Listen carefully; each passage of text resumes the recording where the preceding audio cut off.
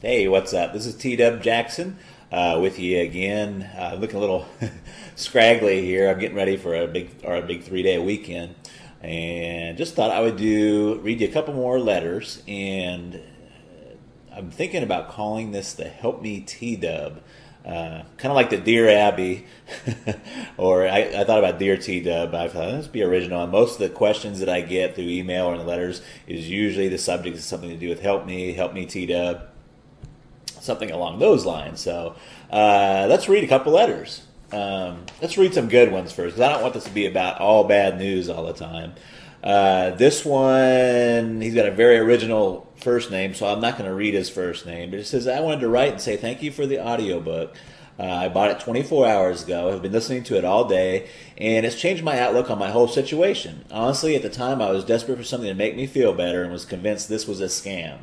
I can tell you I have not even read the book because the audio material is fantastic. Each time I start to get down about things, I listen to one of the chapters, and I feel like I can move on with my life. That's a great letter. He's talking about the audio book. It's an add-on. You get the textbook, and if you want the audio book, you can get that as well. But that's what he's listening to. Let's do another one here right quick. This one's really short. It's from Tommy. His subject is Hell Yes. It says, TW, I got my wife and kids back. I do not know how to tell you thank you. Please get back with me. I got so much happiness in me. You help if you need my help. I will tell everyone. Then it says, Tommy, P.S. I tell my story to everyone. Tommy, that's great, and that's why I'm doing this. So let's get on to a question from one of my customers, and I'm hoping this will help you out. Okay, this one is from Rob, and Rob's subject line says, bought book, used strategy, and guess what? A little after 2 weeks, my ex called me. I hope I handled it well, but I don't know. We had a nice, light conversation for about 45 minutes. Yikes. We'll get to that. She basically asked me how things were going and said she just called to see how I was. How do I interpret this? I'm now going to wait another week and call her and ask her if she wants to meet. Is this the right strategy? Thanks, Rob. Rob, this is kind of a common situation, and kind of goes along with people making some common mistakes. And what happens is, and don't feel bad because it's normal to feel this way. What happens is you start making some headway. Your ex starts to call you, or they're coming around because you're pulling now instead of pushing, and they start coming towards you. But then it goes into you get too excited. And I have a name for this. I can call it premature reconciliation. That's premature reconciliation. So, for example, you were talking about in your letter that you talked to her for 45 minutes. That's way, way too long. Way too long. When you if they call and they catch you off guard and you don't catch the caller ID, you always want to be friendly. You can say, hey, it's great to hear from you. I'm like so busy, I don't have a whole lot of time to talk. Maybe at some point we can get back together and chat and stuff, but I don't have a whole lot of time to talk right now.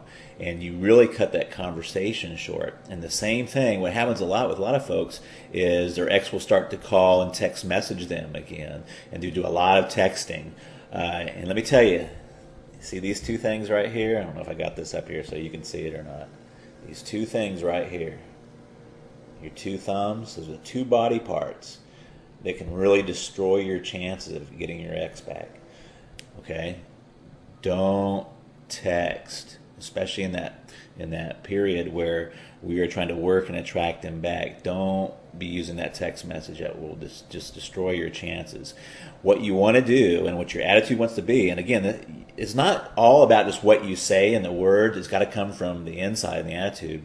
But you want to be at a point where you're saying, hey, I'm taking some time for myself. I agree with the breakup, and let's just get some space. And I love hearing from you. It's great to hear from you, but let's take some time, and then we can talk. Okay? Does that make sense? Let me give you another example. Okay, here's a perfect example of what I'm calling the premature reconciliation. And I don't have the email in front of me, but I remember it very well, and it's an all too common situation. But this was from a customer, and she got too excited. She started to make some headway and make some progress, and her boyfriend called her one night all sad and depressed, and she wrote me, and the reason she was writing me, she said, your system was really working for me. And he called me one night, and he was depressed, and he said he missed me. So I dropped everything, and I ran over, and I remember her exact words. He said, I ran over there, and I professed my undying love to him. And I think, and she didn't come out and say this, but I think they slept together that night. Because when she was writing me, she said that he went cold the next day, and basically said, last night was a mistake, and we should stay broken up, so on and so forth. And that's why by him saying that last night was a mistake, I really think they slept together. So what should she have done? What should she have said? It would have went a lot better if she would just said, hey, it's so great to hear from you, and gosh, I'm sorry you're going through such a tough time, but at this point, I'm just not ready to see you or do anything like that. But hey, why don't you give me a call in a week or two, and maybe we can get together and go have some coffee or something. You see, that would have been way more powerful. That would have been way more pulling. And he would have thought about her for a week or two, and she would have been in his thoughts and mind, rather than her going back over there and professing her undying love, which is just not going to work. And she was a little upset with me because she said your system started to work, but then it just went all haywire. Well, and I just told her, he said, darling, where in the system does it say to run over there and profess your undying love? It really doesn't say that anywhere in the system. And she knew I was right, and we emailed back and forth. And I think we did get her straightened around there. But you want to really be careful that you don't get too excited. In the system, there are very powerful techniques and methods for them to get them to call you and to start pursuing you. But you have to be careful of the premature reconciliation. So, don't talk to him for 45 minutes on the phone. Don't let these two body parts ruin your chances there. Be cool, be aloof, let them chase you a little bit. Always be a little bit hesitant. If they call you up, that 2 weeks that goes by, if he calls her up and says, hey, you said to call you up in a couple of weeks, let's go have coffee. Always be a little unsure. Maybe, that kind of sounds good. When would you like to do it? Don't just be rushing in there. Women are better at this than men are. But, don't get too excited. Don't fall victim to premature reconciliation. If you don't have a copy of Magic of Making Up, I would just like to very gently nudge you to click the link underneath there. And it really does work. It's not a scam.